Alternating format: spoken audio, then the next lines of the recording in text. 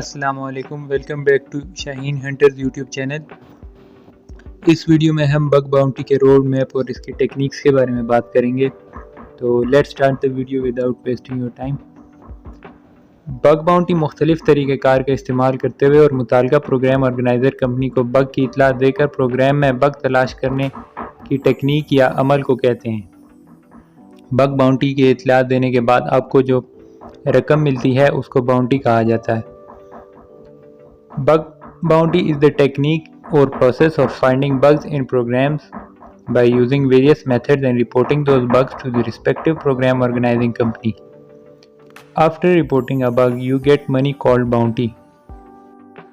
तकाज़े requirements computer networking, data communication, web mechanism का मसावी इल्म, बैश और पाइथन का बुनियादी इल्म जो कि चीज़ों को आलात को खुदकार करने के लिए इस्तेमाल होगा। HTML, जावास्क्रिप्ट का इल्म और नेक्स्ट जो चीज़ है वो ये है कि कभी हिम्मत ना हारना और हमेशा सीखने वाली जहानत बनाना। Intermediate knowledge of computer networking, data communication, web mechanisms, basic knowledge of HTML, JavaScript, Python and Bash for automating tools. Never give up, always learning mentality. और इसमें जो एक और चीज़ है वो है आपकी कम्युनिकेशन स्किल्स। अगर आपकी कम्युनिकेशन स्किल्स अच्छे हैं तो ही आप इस फील्ड में सर्वाइव करेंगे। अगर आप अगले को अपनी बात नहीं समझा पा रहे कि आपने क्या बग निकाला है, किस तरह निकाला है, इसका इफ़ेक्ट क्या होगा, तो फिर इस स्किल का कोई फ़ायदा नहीं है। तो कम्युनिकेशन के लिए skill is the most important skill for bug hunting. पहला मरहला रिकॉनेसिस, फर्स्ट फेज़। कोई भी काम करने से पहले आपको रिकॉनेसिस में महारत हासिल करने की ज़रूरत है।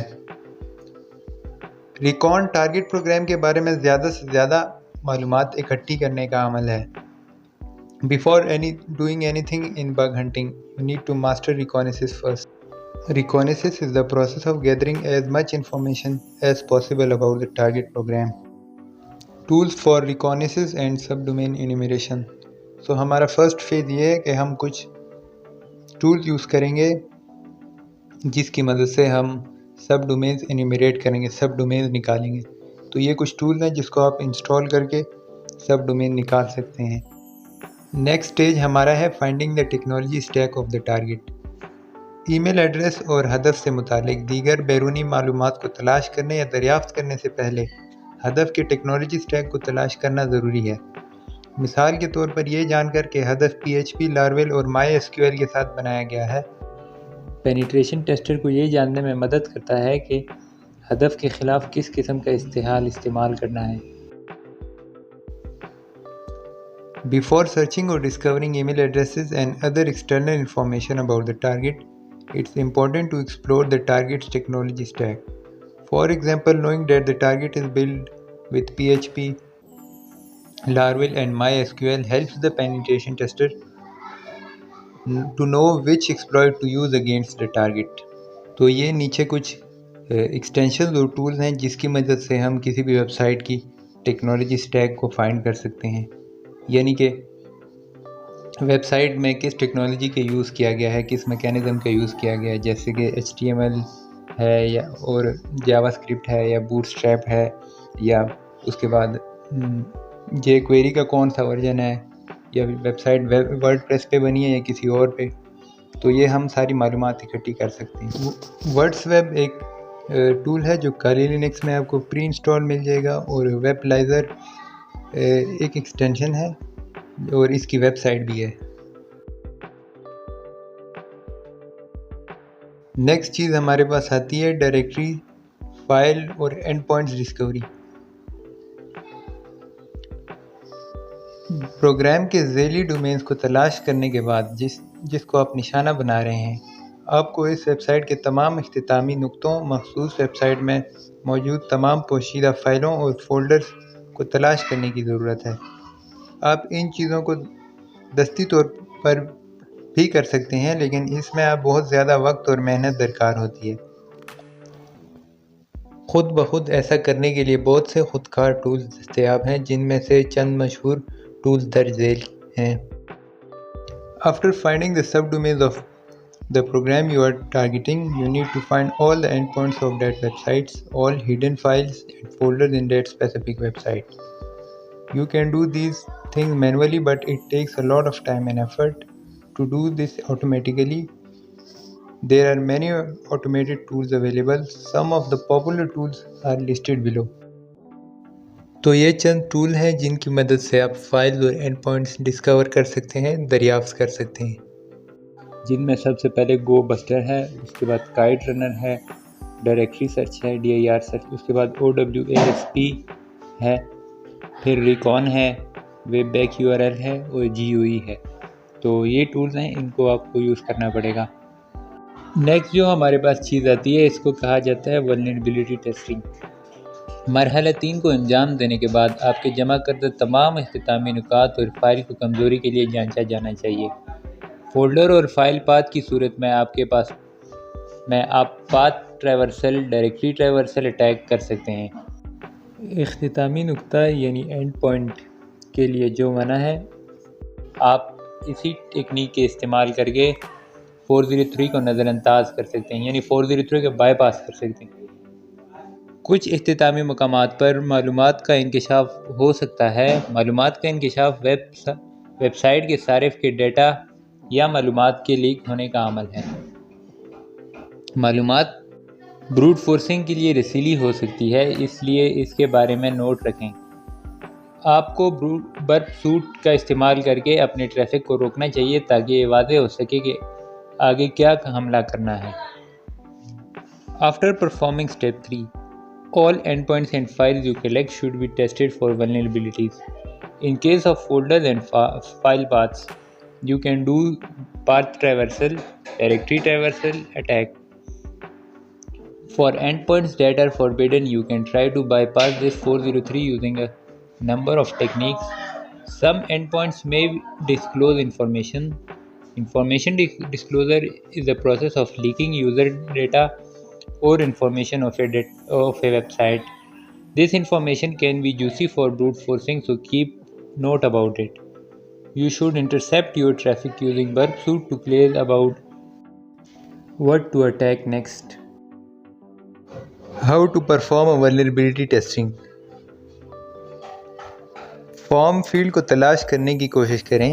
अगर साइट इंपोर्ट को सही तरीके से हैंडल नहीं करती तो आप क्रॉस साइट स्क्रिप्टिंग हमला करके इसको अपने फ़ायदे के लिए इस्तेमाल कर सकते हैं। SSRF के लिए अगर URL में यूज़र ID और प्रोफाइल ID मौजूद है तो आप आइडर वल्नरेबिलिटी को मालूम कर सकते हैं।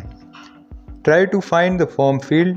If the site does not handle the input properly, you can use it to your advantage by doing XSS cross-site scripting attack. For SSRF, server-side forgery, if the URL contains user ID or profile ID, then you can detect either vulnerability. Similarly, if the URL contains the redirect next to open, next param, look for an open redirect vulnerability.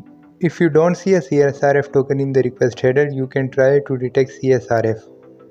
If the site is accepting XML file type upload like PDF, DOCX, PPTX, then you can look for XXE vulnerability. Other SQL injection vulnerabilities can also be detected if the site uses a SQL database. If the site uses MongoDB database, search for a MongoDB injection. Other risk includes race around condition, especially in the transactional websites, and unsafe deserialization. Next हमारे पास आता है fizzing. अगर आप कमज़ोरी की तशख़ीस करते हुए थक गए हैं और दस्ती तौर पर ख़तरे को तलाश कर रहे हैं, आप खुदकार टूल्स आजमा सकते हैं जिससे आपका काफ़ी वक्त बचता है। फिजिंग एक मखसूस वक्त के वक्फे में खुद ब खुद हदफशुदा वेबसाइट्स पर बार बार दरख्वास्तें भेजने का अमल है। असनाद को अंजाम देने के लिए brute forcing, directory brute forcing, points brute forcing और फिजिंग का अमल करामद है। फिजिंग के लिए बहुत से टूल्स हैं। इनमें से कुछ मशहूर टूल्स दर्ज झेल हैं। If you are tired of performing vulnerability assessments and finding vulnerabilities manually, you can try automated tools to save you a lot of time. Phishing is the process of automatically sending repeated requests to a target website at a specific time interval. Brute forcing, directory brute forcing, endpoints brute forcing are useful for executing credentials. There are many tools for phishing. Among these many tools, some of the popular tools are listed below. तो ये हैं वो tools जो fishing के लिए use होते हैं। सो और last phase is report writing. अगर आप कुछ मरहला 4 पर अमल करते हुए कोई कमज़ोरी नज़र आती है, आपको अपना फजल यानी रकम हासिल करने के लिए मुताल्लिका प्रोग्राम कंपनी को इन ख़तरात की इतलात देनी होगी। रिपोर्ट लिखते वक्त आपको ये सोचना होगा कि रिपोर्ट चेक करने वालों को टेक्नोलॉजी के बारे में कुछ मालूम नहीं या वो 10 साल का बच्चा है, इसलिए रिपोर्ट ऐसी लिखें कि पढ़ने वाला समझ सके और समझाने वाले का तरीका गैर तकनीकी शख्स की समझ में आ सके, यानी जो नॉन टेक सेवी लोग हैं उनको भी समझ आ जाए आपकी report. If you find any weakness while following step 4, you must report these risks to the relevant program company to receive your reward. While writing the report, you have to think that the people checking the report are not tech savvy and are a 10-year-old kid. So write a report that method is so understandable that a non-technical person can also understand it. Note: मैं वादे तौर पर बताना चाहता हूँ कि हर कोई ऊपर की तरह एक जैसे इक़दामात पर अमल नहीं करता। हर एक का जायका मुख्तलिफ है, इसलिए ज़रूरी नहीं कि इसी तरह की चीज़ें हों। I want to make it clear that not everyone follows the same steps as above. Everyone has different taste. It doesn't have to be such things.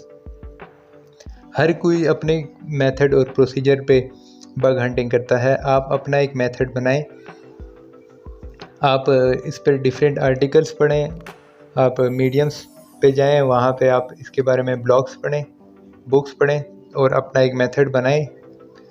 उसको फिर मद्देनज़र रखते हुए आप बग हंटिंग स्टार्ट करें। आज के लिए इतना ही। अल्लाह हाफ़िज़।